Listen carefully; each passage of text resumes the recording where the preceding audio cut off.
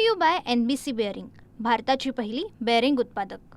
नाशिक पुणे रेल्वेच्या बाबतीमध्ये पूर्वीचा जो आराखडा होता त्या आराखड्याप्रमाणेच रेल्वे झाली पाहिजे। ती नाशिकवरून सिन्नर, अकोले, संगमनेर मार्गे राजगुरुनगर, नारायणगाव, राजगुरुनगर, चाकण मार्गे पुण्याला गेली पाहिजे, अशा पद्धतीची आमची मागणी ही सातत्याने होत आहे। नाशिकवरून शिर्डीची जी रेल्वे डायरेक्ट लाईन त्यांना करायची आहे त्याच्यासाठी पण आमचा पाठिंबा आहे, त्याच्याबद्दल आमचा विरोध नाही। नगरवरून पुण्याला जी डायरेक्ट लाईन करायची आहे तेही झाली पाहिजे। ती आज दौंडवरून जाते, ते न होता सरळ मार्गाने झाली पाहिजे, ही आमची मागणी आहे। पण हे होत असताना नाशिक आणि पुण्याचे दोन औद्योगिक शहरं जोडण्याच्या दृष्टीने, शेतकऱ्यांच्या शेतीमालाला एक दळणवळणाची व्यवस्था मिळण्याच्या दृष्टीने, विद्यार्थी, नोकरी करणारे लोक यांच्यासाठी ही रेल्वे लाईन होणं अत्यंत गरजेचं आहे। त्यासाठी महारेल आणि महाराष्ट्र शासनाच्या वतीने जवळजवळ 1000 कोटी रुपये जे आहे ते खर्च करून भूमी अधिग्रहण जमिनीचं झालेलं आहे। अशा अनेक गोष्टी होत्या, म्हणून त्याच्या संदर्भात आज या ठिकाणी सगळ्या या रस्त्यावरचे जे लोकप्रतिनिधी, आमदार, खासदार, माजी खासदार, त्याचबरोबर ज्या विविध तालुक्यांमध्ये रेल्वेच्या कृती समित्या तयार झालेल्या अशा सगळ्या प्रतिनिधींची आज बैठक या ठिकाणी घेण्यात आली। सगळे खासदार, सगळे लोकप्रतिनिधी यासाठी बैठकीला उपस्थित होते आणि आंदोलनाची पुढची रूपरेषा याच्यात ठरवण्यात आलेली आहे। आंदोलनाचा पहिला भाग म्हणून आदरणीय मुख्यमंत्री देवेंद्रजी फडणवीस साहेब आणि दोन्ही उपमुख्यमंत्री अजितदादा आणि एकनाथ शिंदे साहेब यांना भेटायचं आहे आणि त्यांना भेटून पहिल्यांदा त्यांच्या माध्यमातून प्रयत्न करायचा अशा पद्धतीचा निर्णय या ठिकाणी झालेला आहे। याच बैठकीतून मी आदरणीय मुख्यमंत्री देवेंद्रजी फडणवीस साहेब यांना फोनवर त्यांच्याशी चर्चा केली आणि त्यांनी जानेवारीच्या पहिल्या आठवड्यात या शिष्टमंडळाला भेट देण्याची वेळ देणार असल्या, कारण महापालिकेच्या निवडणुका आहेत, 2 तारखेपर्यंत माघारीचं ती गडबड आहे। त्याच्यानंतर ते म्हणाले की मी भेटण्यासाठी वेळ देणार आहे।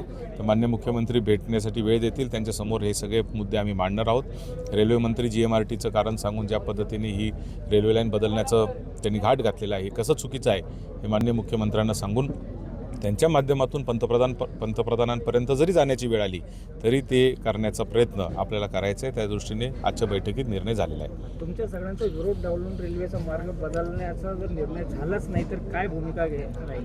नाही, आज तर आपण पाहिलं असेल की मोठ्या प्रमाणावर जनआंदोलनाची तयारी झालेली आहे। आदरणीय मुख्यमंत्र्यांना आम्ही पहिल्यांदा भेटणार, पहिला टप्पा तो पार पाडणार आणि त्याच्यातूनही जर आपली मागणी पूर्ण झाली नाही तर मोठ्या प्रमाणात जनआंदोलन जे आहे ते नाशिक पुणे रेल्वेच्यासाठी उभं केलं जाणार आहे।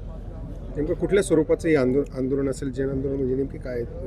आता जनआंदोलन हे टप्प्याटप्प्याने ठरवलं जाईल। पहिला टप्पा जो आहे तो शासनाशी चर्चा करणं हे सगळ्यात महत्त्वाचं आहे, कारण आदरणीय मुख्यमंत्री देवेंद्रजींच्या त्यांच्या कानावर घालून त्यांनी जर याच्यातून मार्ग काढण्यामध्ये जर ते यशस्वी ठरले तर मग आंदोलनाची वेळ येणार नाही। परंतु जर समजा त्याच्यातून त्यांना केंद्रीय रेल्वे मंत्र्यांनी जर नाहीच ऐकलं किंवा रेल्वे बोर्डाने नाही ऐकलं किंवा रेल्वे मंत्रालयाने नाही ऐकलं तर मात्र मग जनआंदोलन उग्र स्वरूपात करावं लागेल आणि त्याच्यामध्ये कुठेही आम्ही कमी पडणार नाही, कारण हा पूर्ण भागच जो आहे तो क्रांतिकारकांचा भाग आहे। छत्रपती शिवाजी महाराजांची जन्मभूमी असलेल्या या जुन्नर तालुक्याचा हा भाग आहे आणि त्याच्यामुळं मला निश्चित खात्री आहे की आंदोलनामध्ये कुठे आम्ही कमी पडणार नाही। आज खूपच चांगली बैठक झाली। नाशिकपासून तर राजगुरुनगरपर्यंत सगळे खासदार, आमदार, विरोधी पक्षातले नेते, कार्यकर्ते, संघर्ष समितीचे नेते हे सर्व आज राजकीय पक्ष बाजूला ठेवत या सगळ्या परिसराच्या मागणीसाठी एकत्र आलेले आहेत। ही अत्यंत सकारात्मक बाब आहे। हा काही सरकारच्या विरोधातला लढा नाही, हा एक प्रकारची भातृभावी मागणी आहे। त्यामुळे आपल्याच लोकांची मागणी सरकारने मान्य करावी अशा प्रकारचा सूर, समन्वयाचा सूर या बैठकीमध्ये होता। माननीय देवेंद्र फडणवीस साहेब त्यांनी एकदा जर ठरवलं तर जो रस्ता आता बदलण्यात आलेला आहे, रूट बदलण्यात आलेला आहे, तो परत पुनर्स्थापित करून अकोल्यासह पहिला जो मान्यता प्राप्त रस्ता होता त्यानुसारच रेल्वे होईल याच्याबद्दलची एक प्रकारची खात्री या सगळ्या एकजुटीतून मिळालेली आहे। पहिल्या पातळीवर 2 तारखेनंतर माघारीचा जो दिवस आहे त्याच्यानंतर माननीय मुख्यमंत्र्यांनी तारीख दिलेली आहे। त्यासाठी आम्ही सगळेजण जाऊन विनंती करू, चर्चा करू आणि मला खात्री आहे की चर्चेतूनच प्रश्न सुटेल। मात्र जर तो सुटला नाही तर मग मात्र लढ्याची सुद्धा तयारी सर्व नेत्यांनी राजकीय पक्ष बाजूला ठेवत जनतेचं लक्ष, जनतेच्या प्रश्नाकडे सरकारचं लक्ष वेधण्यासाठी आम्ही ठेवलेलं आहे।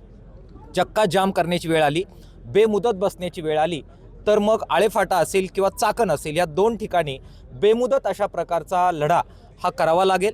ती करण्याची वेळ राज्य सरकारने आमच्यावर येऊन देऊ नये अशा प्रकारचं आव्हान आज आम्ही केलेलं आहे। त्याला सकारात्मक प्रतिसाद मिळेल आणि हा रेल्वे मार्ग पहिल्याच सर्वेप्रमाणे होईल अशा प्रकारची आशा आम्ही बाळगून आहोत। Brought to you by NBC bearing, भारताची पहिली बेअरिंग उत्पादक.